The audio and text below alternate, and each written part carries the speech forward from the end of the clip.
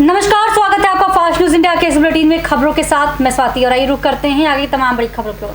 UP के जौनपुर जिले के खोटहन क्षेत्र के ग्राम पंचायत सेरापट्टी गांव में शिव कुमार यादव के पास पशुपालन नहीं था, जिसके कारण पशुओं को रहने के लिए घर नहीं था। किसी तरह से छप्पर में पशुओं को रखकर चारा खिलाते थे। बारिश, धूप, ठंडी में पशुपालकों व पशुओं के लिए परेशानी होती है और इस प्रकार की दिक्कतों को देखते हुए योगी सरकार ने पशुपालकों के लिए बकरी पालन, पशु शेड आदि प्रकार की योजना चालू कर रखे हैं। ग्रामीण जनता को किसी भी प्रकार के पशुपालकों को समस्या न हो सके, वहीं ग्राम प्रधान राजकुमार यादव सरकार की इस योजना को ग्रामीण जनता तक पहुंचाने का कार्य कर रहे हैं। देखिए खोटन से शिवचंद्र यादव की रिपोर्ट। ये पशु शेड बन रहा है। पहले पशु कैसे कहाँ रहते थे? पशु रहने की जगह नहीं था, अब पशु के मतलब शेड बन रहा है। पशु छाए रहेंगे, अंदर खाएंगे। ये प्रधान द्वारा काम हो रहा है। क्या नाम है आपका? दिलीप कुमार यादव। इस गांव के प्रधान क्या नाम है? राजकुमार यादव। किस गांव का है? सेरापट्टी। यूपी के जौनपुर जिले के खोटहन क्षेत्र के सौरैया गांव निवासी सुमित्रा के पास रहने के लिए आवास नहीं, छप्पर में रहकर गुजर बसर करने के लिए मजबूर है। सुमित्रा को रहने के लिए छत नहीं है, सरकार का कोई सुविधा नहीं मिल सका है, शौचालय, बिजली कनेक्शन, गैस नहीं मिला। देख सकते हैं आप, छप्पर में अपने परिवार को रहकर गुजर बसर करने के लिए मजबूर हैं। इन्होंने आवेदन भी कराया कि वृद्धा पेंशन और एक आवास मिल जाता तो हमारा जीवन का गुजर बसर हो जाता, लेकिन दैनिक मजदूरी भी नहीं है कि हम घर बनवा सके। खोटन से शिवचंद्र यादव की रिपोर्ट। क्या समस्या है आपको? मड़ाई में हम लोग रहे थे, बनाए खाए थे, हम लोग रहा बड़ी दिक्कत है। तो आपको कुछ मिला नहीं सरकार की तरफ कुछ से? नहीं मिला हमें। हाँ। क्या नाम है आपका? सावित्री। कहाँ से हैं? यूपी के जौनपुर जिले के खोटहन क्षेत्र के सोइथा खुर्द गांव निवासी समद के पास रहने के लिए आवास नहीं, छप्पर में रहकर गुजर बसर करने के लिए मजबूरन है। समद को रहने के लिए छत नहीं है, सरकार को कोई सुविधा नहीं मिल सका है, शौचालय, बिजली कनेक्शन, गैस सरकार के खाते में उनकी लिस्ट में इनका नाम गरीबी रेखा के नीचे दर्ज है। इनका अंत्योदय कार्ड भी बना हुआ है और इसके बाद भी ये देख सकते हैं कि आप छप्पर में अपने परिवार के संग रहकर गुजर बसर करने के लिए कैसे ये मजबूर है। उन्होंने कई बार आवेदन भी कराया, एक आवास मिल जाता तो हमारा जीवन का गुजर बसर हो जाता, दैनिक मजदूरी भी नहीं है, हम घर बनवा सके। खोटन से शिवचंद्र यादव की रिपोर्ट। सुविधा मिली है?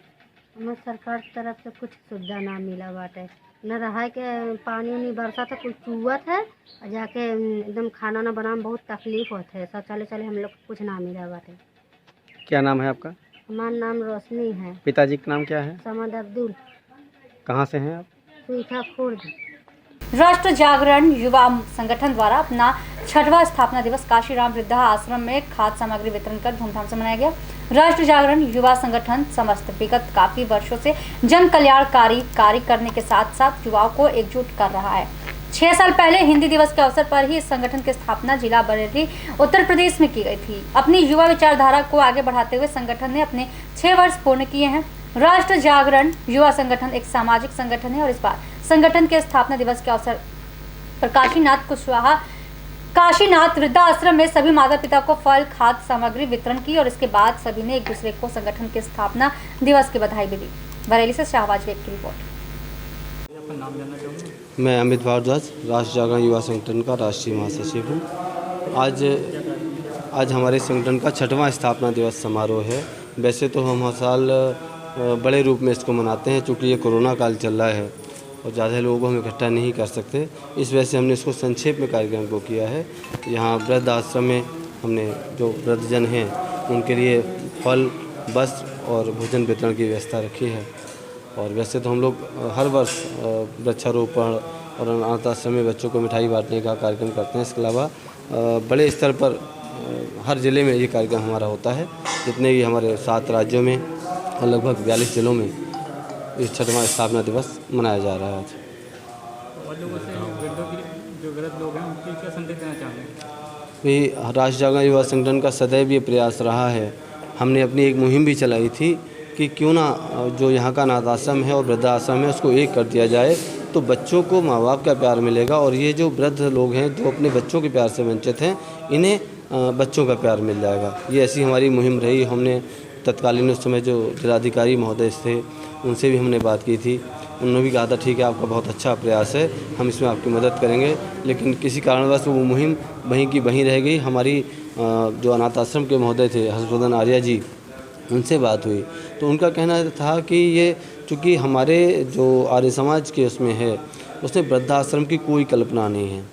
उसमें जो एक कहते हैं वानप्रस्थ आश्रम का वो है ना, बोले हम इसको अलग अलग तो कर सकते हैं, एक में नहीं कर सकते। मैंने कहा बराबर बराबर कर दें ताकि वृद्ध लोग बच्चों से मिलें तो उनका दिल खुश होगा कि हम बच्चों के बीच में हैं। बच्चे जो माँ बाप से वंचित हैं उन्हें माँ बाप का प्यार मिल जाएगा, और ईश्वर ने चाहा तो संगठन इस कार्य को करके रहेगा और ये अपनी मुहिम हमारी जारी रहेगी जब तक हम इसमें सफल नहीं हो जाते। यूपी के बलिया जिला के बालूपुर कस्मापुर निवासी राधा मोहन यादव जब बलिया से घर आए तो देखा कि हमारा आशियाना ध्वस्त हो चुका है। उन्होंने मीडिया कर्मियों के साथ एरिया इंचार्ज अब्दुल सलाम के सामने अपनी पीड़ा व्यक्त की। देखिए बलिया से विमलेश कुमार की रिपोर्ट। राधा मोहन यादव कहाँ के रहने वाले आप हैं? कस्मापुर गांव के और बालूपुर मौजापुर। तहसील कहाँ है? सिकंदरपुर। आप क्या करते हैं? खेती। खेती। यही कहना चाहेंगे सर कि बरसात के मौसम में हमारा आशियाना गिरा दिया गया, हम कहाँ जाएंगे बरसात में। न कोई नापी हुई, न कोई हमको आदेश मिला, न कोई किसी प्रकार की कोई प्रक्रिया हुई। हम घर पर भी नहीं थे। तो हम तो यही कहेंगे कि हमारा बरसात में रहने की व्यवस्था बनाई जाए। कैसे बनेगा अब हम क्या कह सकते हैं। हम तो छप्पर में किसी तरह अपना गुजारा कर रहे थे। वह ज़मीन कैसी है? वो ज़मीन हमारे चक की ज़मीन है। वह ज़मीन आपकी चक की ज़मीन है। हाँ। लेकिन तहसीलदार साहब का कहना यह है कि यह उनकी जो 6 डिसमिल ज़मीन की जो मामला है, उस ज़मीन को हम छोड़ करके ये गांव सभा की ज़मीन के रकबे में ज़मीन का जो पड़ने की वजह से हमने अतिक्रमण हटाने का काम किया है। नहीं साहब, ये गलत है। 2001 से हम उस पर काबिज हैं। जब चकबंदी का ज़माना था उस समय से काबिज हैं, और काबिज होने के बाद हमारे ऊपर कोई आज तक ब्लेम नहीं है। उसमें हम नाद खुटा प्लान डाल करके अपना गुजर बसर कर रहे थे। कोई किसी प्रकार का ब्लेम नहीं है। तो हम कैसे मान लें कि हम दूसरे के ज़मीन में बसे हुए हैं। क्या उससे संबंधित कहीं मुकदमा भी था? हाँ। कहाँ? इलाहाबाद। नाना, और जनपद में कहाँ कहाँ था? जनपद में पहले डीडीसी से शुरू हुआ। डीडीसी के यहाँ हम अपना रेफरेंस बनवाए, अपनी ज़मीन दिए और वो चौक बनवाए। उसके बाद हमारे गांव के ही लोग, जब प्रधान जी की प्रधानी ख़त्म हो गई, दूसरा प्रधान बना, तो रंजिशवश उस पर मुकदमा करा दिए। मुकदमा कराने के बाद हम जब डीडीसी के यहाँ हार गए तो हम इलाहाबाद गए। इलाहाबाद जाने के बाद वहाँ से आदेश लाए। आदेश लाने के बाद उसको भाग 23 में चढ़वा दिए। और भाग 23 के बाद चकबंदी की प्रक्रिया थी। हमने सोचा कि इसके आगे तो कार्रवाई लेखपाल और कानून की है, सरकारी विभाग की है, हमको इसमें क्या करना है। हमने उसको ऐसे ही छोड़ दिया। वो लोग का काम किए कि उसको कूड़ादान में फेंक दिए। कौन? राजस्व विभाग। जब उसकी फिर इस साल चर्चा हुई, मिट्टी जब भरवाने लगे तो इस पर विवाद हुआ कि हमारा वहाँ तक है तो वहाँ तक है। हम कहते हैं कि भाई हमारा जो है उसी को हम पकड़े हैं। उसमें हमारी ईंट की दीवार जुड़ी हुई है जो आज मिट्टी में ढक गई है। थोड़ा ही मतलब ऊँचा था तो मिट्टी में ढक गई है। उसको लोग मानते ही नहीं है, जबरदस्ती का काम करते हैं। तो ये थे अभी के समाचार। आगे कुछ खास खबरों के लिए बने रहिए फास्ट न्यूज़ इंडिया के साथ। धन्यवाद।